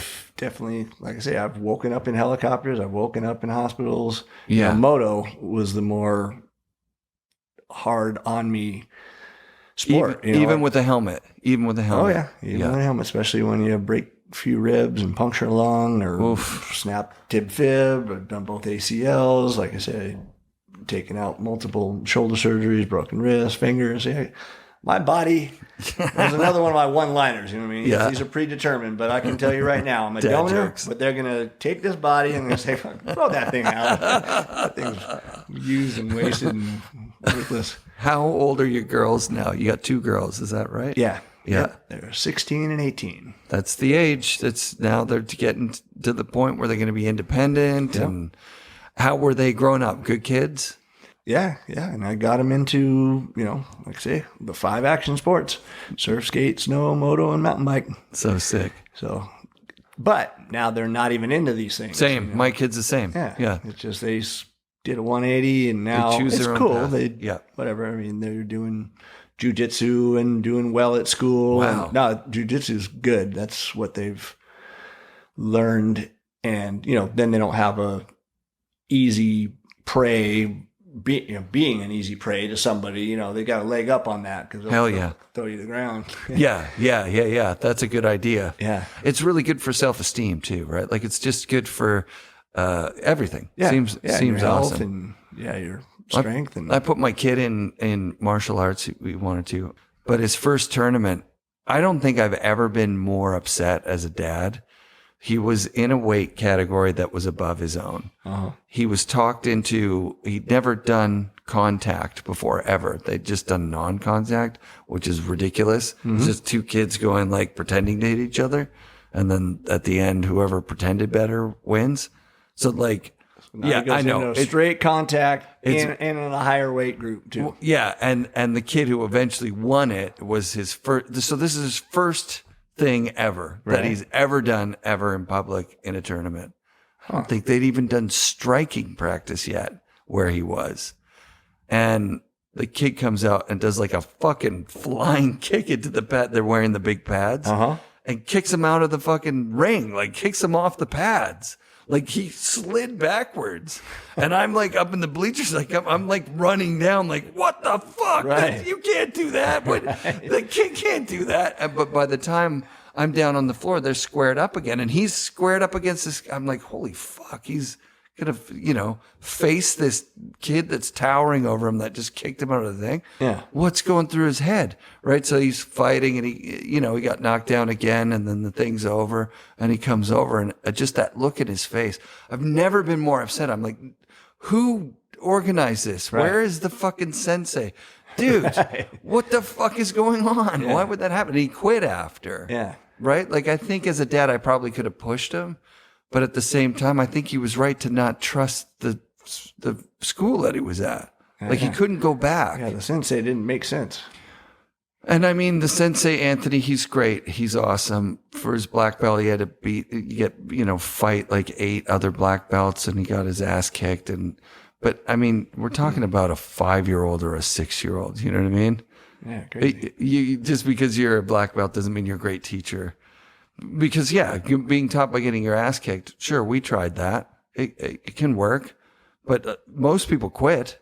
You know what I mean? Mm-hmm. Most of my friends that I was with, quit after like, I almost quit after like breaking a leg or whatever, because you don't think you can come back. Get a bit of PTSD, like, oh shit, what if I break my leg again? You know, I'm sure you've got somewhere in there, some PTSD over, you know, losing friends, major injuries, that kind of stuff. Well, because I mean, I've gone through all these surgeries and just continued to go back to do the sport that I'd love to do. So I don't have that PTSD on that. Now, on losing people, that's where, yes, I've had some, whatever you call it, PTSD, but, you know, I've actually flipped it around. I've actually had to do some mental training because, you know, like losing my wife and dying with my wife, and, you know, cancer taking her away, and same with my mom and same with my dad way back. And just knowing that life is short and you never know what's going to happen. So the way to look at that positively is you just say, hey, I'm going to live my life, you know, as much as I can now, and not, I mean, you know, I'm looking out for my future. But once again, if, you know, right now I'm up here in Whistler because I got the opportunity to do it, I'm going to go, boom. Right. And go and make it happen. And all the time I'm just doing stuff that I love to do, because you never know when it's going to be over. I mean, I don't know if you heard recently, Adam Merriman passed away. I fly out tomorrow. I'm going to his memorial. Is that right? Yeah. Yes, he was at my 50th, and he's right in the middle of this shot that I've got. Now that I'm in the middle of my 50s, he's gone. It's crazy. It's yeah. So I love what you're saying about like taking the lesson and living for almost. It sounds like you're almost saying living for the people that had shorter lives, right? Like, yeah. Because I heard a veteran talking about PTSD and like hallucinogenic therapy assisted, like MDMA actually works really well for traumatized PTSD that's the treatment resistant kind. Yeah. Right. Yeah. But what the guy said once he'd done the ecstasy, which is crazy that works, but it does sort of unlock a neuroplasticity that allows you to kind of look at it from maybe a different angle. Yeah. And the different angle he had was seeing his friend die in front of him was horrifying. But had the roles been reversed, he certainly wouldn't want his friend to be beating himself up every day thinking about it. Right. He'd want his friend to be out there living life. Yep. And he found that one treatment with that unlocked that idea and took that loop thinking out of his brain. He was able to get out there. It sounds like you did that with just tenacity and hard work, right? Yeah. Well, and I luckily came across, I mean, everybody knows the name Tony Robbins, you know, so I just happened when, you know, I'm going downhill with my wife and actually then losing her and whatever, I mean, business, all kinds of stuff. I just thought my life was going downhill and, you know, my head is not in the right place. And then I came across like that. He's not just a motivational guy. He's very smart and he's an amazing person. Yeah, for sure. I've heard him on a few podcasts, and he feeds people. He spends his own money feeding people because he grew up without, you know, like food scarcity and millions of people. Probably more than anyone else in the world. Yeah. And he's really actually a super inspirational guy, but I know where you're coming from because you hear Tony Robbins and you think, maybe he's like a motivational, you know, shyster guy. Well, I'm just using that because then I went down a little bit of a rabbit hole on that, learning how to do some mindset training, how to get myself thinking properly. So then I came across a guy named Michael Burnoff that's actually out in Arizona, and similar deal, like mindset training. And these people, you know, they know their stuff like crazy. I mean, I've got it down now to my basics. And, you know, another guy, Rob Dial, that I've followed as well, little 15-minute YouTube videos. It breaks down stuff like you can get yourself out of a bad headspace pretty quickly. But the basics that I've kind of just ran with after, you know, kind of having this stuff fed into myself intentionally, you know, I'm trying to learn and think, you know, you just have to think about the positives. I mean, yes, I lost my wife, or I lost my business, or a lot of bad things were going downhill, and you can kind of focus on that and go downhill, but some of the things you can't change. So just you're aware of it. I know these things happen, but can't change it. Okay. It's in the past.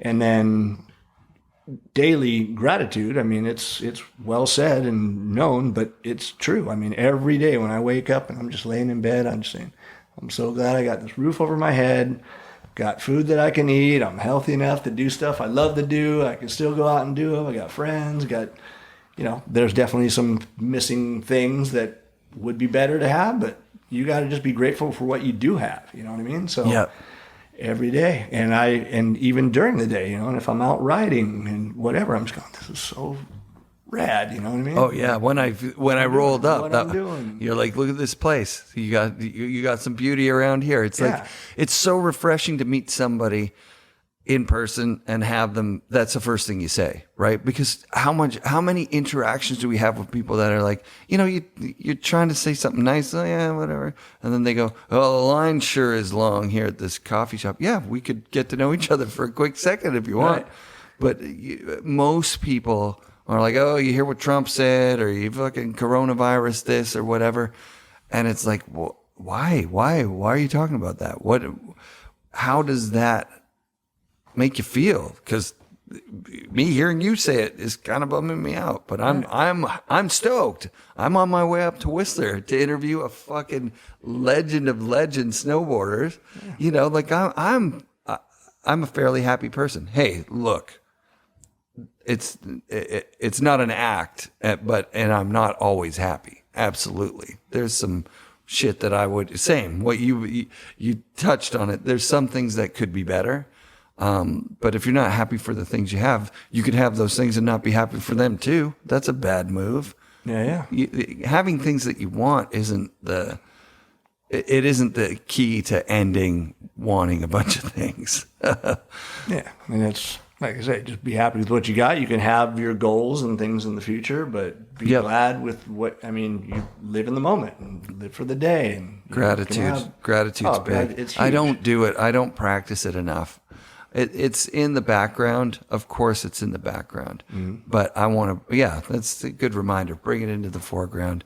Yeah. It's really nice now having phones and computers and all these things that we could just Google this shit, right? Like, so I don't have to rely on you. Like, if I'm not into the Tony Robbins thing, I Google gratitude and then I'll get 50 things that are catered to me that is like, oh shit, that guy wrote something on gratitude, or oh, that's a podcast I can listen to tomorrow. Yeah, I love that shit. Yeah. So no, it just, like I say, I've went from having a heavy heart, where like I would drag myself out to do whatever I'm doing and like just dragging myself through life, to where you keep being grateful and like I say, on the daily, and just right now, and just smile from inside. And you end up smiling from inside your heart. You know what I mean? You just end up being happy because you just keep feeding yourself. Wow, this is so cool. I mean, look at those plants. I mean, this place is rad. Oh my God, look at where we are. Yeah, it's insane. Being invited into Ken Hockenbach's house that was the very first thing that happened with the podcast, where I didn't know it yet, but I left here. Mics are off. Ken says to me at the door, "You know what was best about today? Made a new friend." And I kind of left going, dude, we're not going to be friends. You're Ken Hockenbach. I'm just a fucking guy who worked in a snowboard shop who's a mailman. Now I kind of left, like I had a fairly low self-worth there for a long time, or a really loud negative voice in my head. And I would tell that story to people. I'd be like, can you believe that guy Ken Hock said that he was my friend? And people would be like, what the fuck is that story? That's a terrible story. You're friends with the guy, like if he says you are, you are. And then over the years, I realized, oh, fuck, man. Why am I not allowing myself to be friends with these guys that have had, he said he met Midnight Oil and he couldn't have been happier. Uh-huh. And the saying is, don't meet your heroes. And whoever said that was worshiping the worst heroes, obviously. Meet your heroes. Make sure that the people that you look up to are fucking awesome people. Yeah. Like, that should be the saying. Meet your heroes and make sure that they're like, don't worship somebody that's going to be an asshole to you. You know what I mean? Right. Oh, don't meet your heroes. They'll let you down. Yeah. Unless you make your hero somebody like yourself, or even Johnson. When I met Johnson, holy shit. That's a guy, hey? Like, yeah. Like, of course you're going to see him when... I was thinking about the effort that it is for him to come over here. And I'm like, that he does that to see Don Szabo says something pretty big about you. You know what I mean? Yeah, and I haven't seen him since half a life ago. Same with Ken. I mean, I was here 2 months ago. And so we actually met up for lunch and actually did a little bit of a mountain bike ride with Brett Tippy down in Squamish. Fucking love Tipper. Yeah, he's the best. Oh, yeah, he is classic. Yeah, Tippy. He's got a great podcast, too. He probably would have wanted you to be on that one as well. He's so funny. Yeah. Brett Tippy. I sometimes ride with him. His local mountain is one of my local mountains. Oh, right. Yeah. Yeah, he's still sliding around good. He's fucking ripping. He's solid. He's solid. And he's hilarious. His dad jokes. Oh, my God. Like I say, he's just like, once again, people follow him and, like, he is that guy. Yeah. Like I say, after Squamish, I went and stayed at his house and then took him, well, actually he drove, but I drove his truck back. I took him to the Harley-Davidson dealership. Nice. And then with the guy there that he knew, because he's like royalty around here too. They're all, okay, what bike do you want for a week? You know what I mean? So, wow. I was out of there on I forget what bike, but anyway, Harley of some sort. And so I'm following him and he's got good status. And they say the Ava Hotel where we were staying, that's like a sponsor of his as well. So rad. Like I say, I throw his name around when I get there. Yeah, man. How would you have known Tippy? Yeah, and that was a weird deal. He actually somehow, I don't remember who followed who, but we were following each other, and I'd throw out a snowboard thing every once in a while. Yeah, and he'd say something, and I didn't even know he was an aspiring snowboarder way back. Remember the roof ride for Craig Kelly? Not in I forget where it is, but it's like a narrow one. And it's in Chill or something, it's in Board with the World, and they're riding down a really narrow roof with tons of snow on it, but it's long, like it's a bunch of stairs. Yeah. I think he told me the story. Tippy told him, meet me there at 9 or whatever, and they didn't show up. Right. And so he didn't ride it because he wanted to ride it with Craig. Right. It was like, and then then him and Craig had a little physical altercation. Right. Yeah, he went and poached the pillow line.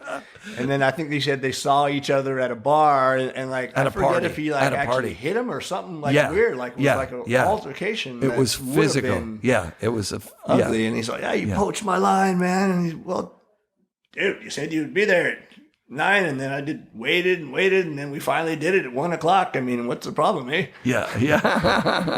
Unreal, dude. Yeah, it was classic. But no, back to, like I say, we started following each other, and I, once again, I just live in my own little world and do my own thing. So, I think he was more almost a racer early days and, whatever. So he knew who I was, whatever, doing the freestyle and mag stuff. And I just he wasn't on my radar, but we just would throw little messages back and forth. Sick. Just through Insta. And then when I wanted an e-bike, I knew he worked for or rode for YT, which is down in San Clemente, not far from where I live in Laguna. Sick. So I said, hey, you think you can get me an e-bike somehow? And that was right when COVID kicked in and there was like no inventory. And that's where the brakes were on for everything. Yeah. But he's all, let me see what I can do. So he calls marketing over there, and I go to YT because he lines up. Go talk to so-and-so, and, we got a bike lined up for you, and good percentage off as well, Sick. So, and there was no way to even get them. Right. So I go into YT, and these people that work there look at me going, how are you getting this bike? Because it was one of their like demo bikes, like the ones that they show around. I love it. It was a top build, the YT decoy. Sick. Their pro race is what they call it then. Now they go Tippy. core 2, 3, 4s. But anyway, top building, like these people that work there just going, how the heck did you pull that off? I'm like, I got a little hookup with this guy. That's so sick. Yeah, so been, been with YT, whatever. I mean, I just dig their bikes, dig their program, and whatever. Give me a little hookup, but I mean, I just got love for them, and it's a really neat place too. I mean, the mill is awesome, and then trails right from there. You can go try bikes. They'll let you ride a bike. Demo out. I just took a friend recently, rode decoy first time.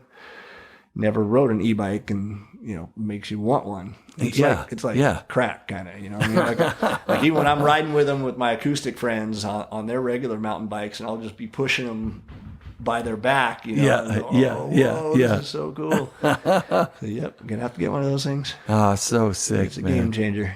Yeah, no way. So you live in Laguna now. What are the sports in Laguna? Like, I guess you can probably not a lot of mountain biking. Is there mountain biking? Oh man, tons of mountain biking. It's a very good. I mean, it's like some of the steeps that you guys share. You can get as the Laguna Hills. Is that? Yeah, yeah. Well, where Tippy grew up, his mountain biking stuff was Kamloops. I think it's Kamloops. Yeah, Kamloops. Yeah. And it's when you go through there, it's all these bluffs that are like just straight down. Yeah. Holy the shit. Gnarliest stuff on just worthless equipment. Oh yeah, totally. Well, he was a pioneer in freestyle mountain biking. Yeah, for sure. Yeah, big downhill stuff. Yeah. I think. Yeah, if you're a mountain biker and you're listening to me, I'll shut up about it now because I don't know what I'm talking about. Yeah, me either. I just ride the things. Yeah, it's so fun. So sick. So, where do you work? What are you doing now? Because the printing business, you had to close it down. Well, I had to take care of Heather until she passed away. So, I mean, the last 6 months were bedside to help her out. So. Yeah, sorry to hear that. Yeah, that was tough. Like I say, that whole cancer and you're being full-time dad at that time too, right? So you're taking care of 2 girls. Yep. Taking care of your wife full-time. Yep. Holy Christ. Yeah. So like I say, wife died, business died. Yeah. Kind of in a fog at the time, going, what the heck? Yeah. But, to answer your question now, and it's my one-liner, is I'm either retired or retarded. I'm still trying to figure it out. I don't think you can say that now. Yeah, so you're just... Oh, I can't... whatever. Yeah, I understand. Can't use that word. Yeah, okay. No, I got you. Listen, There's all you liberal people, it's a word people use for the heck of it, okay? So don't take it personal. I mean, the demographic that I interview, we're gonna hear a lot of those words. It happens. So you're retired. Like, were you able to get like Social Security and all that kind of shit? And strange how things all went because, like I said, I took care of my wife until she passed away. Yep. And then for a few years, I actually was just a single dad. Mm-hmm. But my daughters had best friends that lived across the street because when I was running my whole print business thing and bought the $1 million+ house and, living that whole dream, which is a nightmare with the payments. But oh, God, yeah. Anyway, and I even 1031 exchanged some other properties that I had into that, even though you're not supposed to, and maybe I'm not supposed to say this because now the IRS is going to come after me. Anyway. I don't even know what that means, but you did some I did some stuff financial transactions. Quite a bit of equity into my primary. Okay. Got it. And when I ended up selling it, when my mom ended up now having a stroke 3 years after my wife passed away. So then, and like I say, my kids pretty instantly became,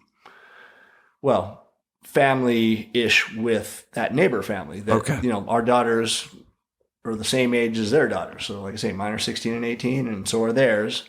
Yeah. And they would always come over and barbecue, swim at my house, and I'd teach them how to skate around the neighborhood and bicycle and take them out hiking, and they have their family structure over there. But anyway, they loved being there, and that mom actually kind of became their mother figure when Heather was gone. Okay. And that was always their kind of go-to place that they wanted to go. Yep. And if things happened, that's where they would go. So when my mom had her stroke, I had to basically kind of take care of my mom. She wasn't able to be mobile, and so feeding her, and the kids just ended up, staying at that house and were happy and whatnot. And the weirdest thing is how it worked out that they said, you know what, we'll take care of your daughters as our own. And I mean, I pay them their child support type thing, but bottom line, I ended up selling my house and moving in with my mom to take care of her until she passed away. Because that's serendipitous. That's nice. Yeah, it's crazy. I mean, so now... Sorry, you were going to say she also... she also passed away from cancer. It was... oh, wow. So she had a stroke and then... Well, and they diagnosed her with pancreatic cancer. Oh, fuck. So that's the sentence, you know what I mean? Yes. So that was the deal. I knew I was going to have to just take care of her until she wasn't able to. So, my my last jobs have now been a caregiver. Yes. So, hospice, essentially. Yeah. Right. So, right. Yeah, I took care of her, and then I, just took care of her for over 2 years until she passed away. And so now you're retired. I mean, you've had.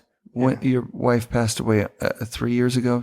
4? Oh, no, time flies. It's been 7 years since. 7. Yeah, basically since I've been mountain biking has become my new love. Whatever. I just make do with what I got. That's a long amount of, to keep smiling through it. Or I always do. I don't know what to say through this shit. I've gone through no loss. Right, you know what I mean? Well, no, like I say, I hadn't before either. And so once again, I told you, I just came across the Tony Robbins thing, which took me down that rabbit hole of learning about other people. And then I ended up going to that Michael Burnoff's gig in Arizona. And there's 400 people, and I end up, you work with people, you get whoever was sitting next to you, that's like your partner to work back and forth with, and full work stuff to really train your brain how to think properly. Yep. And next thing you know, not next thing you know, but it's a 3-day event deal, and I think day 2 I ended up on stage because it was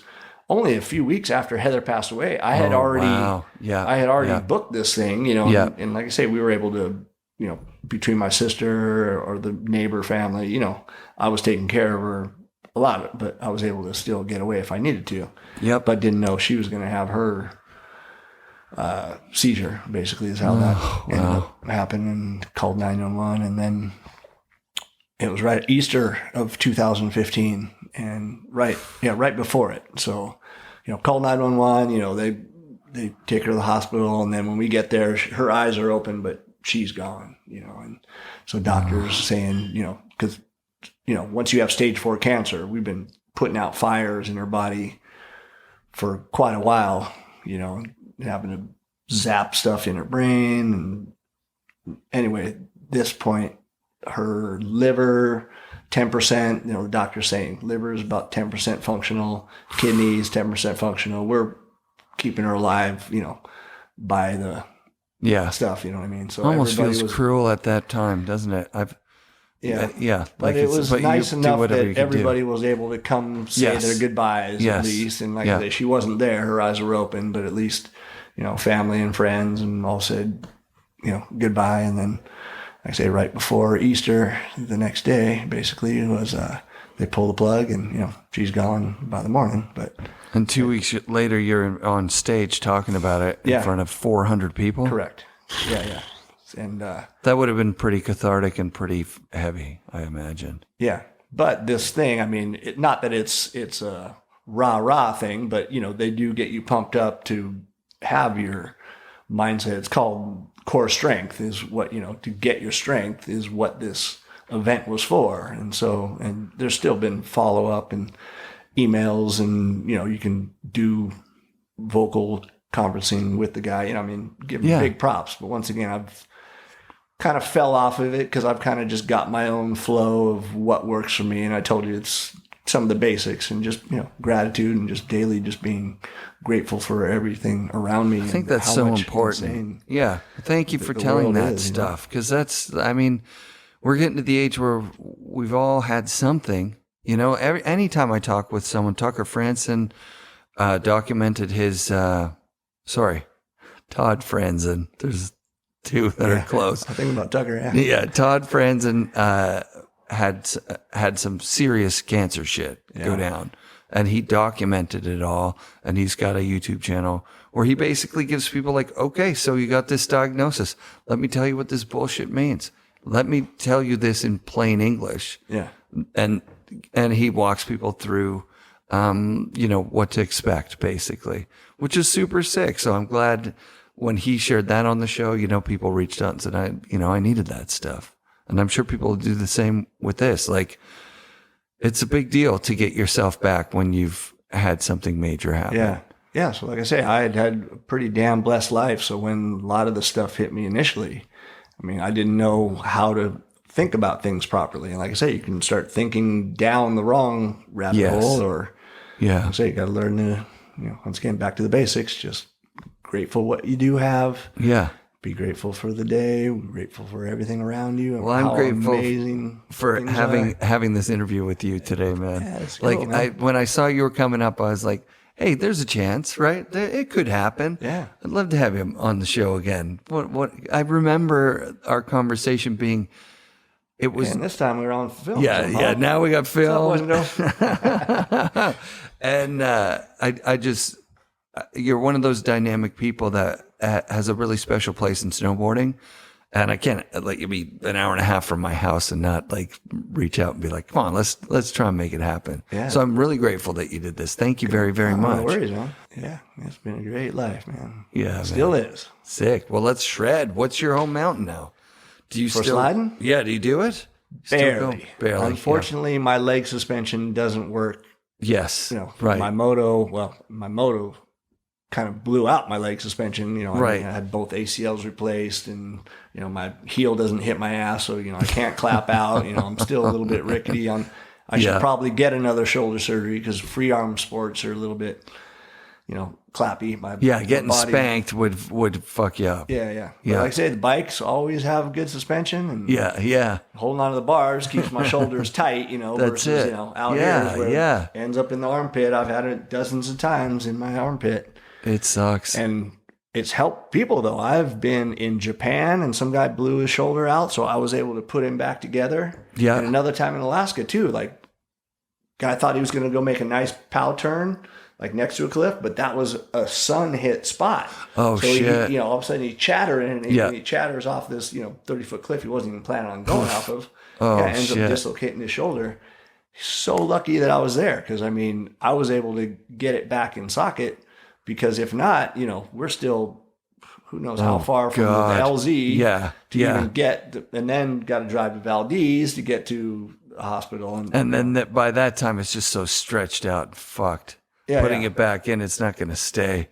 The dislocated shoulder thing is nasty. Well, and then plus when it starts, your muscles start spasming. So when it's down in the wrong spot and then it starts sucking it up into it. Yeah. I've had to go to hospitals for them to knock me out to be able to pull it and put it in the right place. Get it back in the spot. That was early days, but then I learned how to do it. So then I'd be dislocated. I'd be telling these people, all right, hey. In fact, I had to do that recently. It was on this, one of my posts for mountain biking. I actually did do it riding mountain bikes because I'm still stupidly, I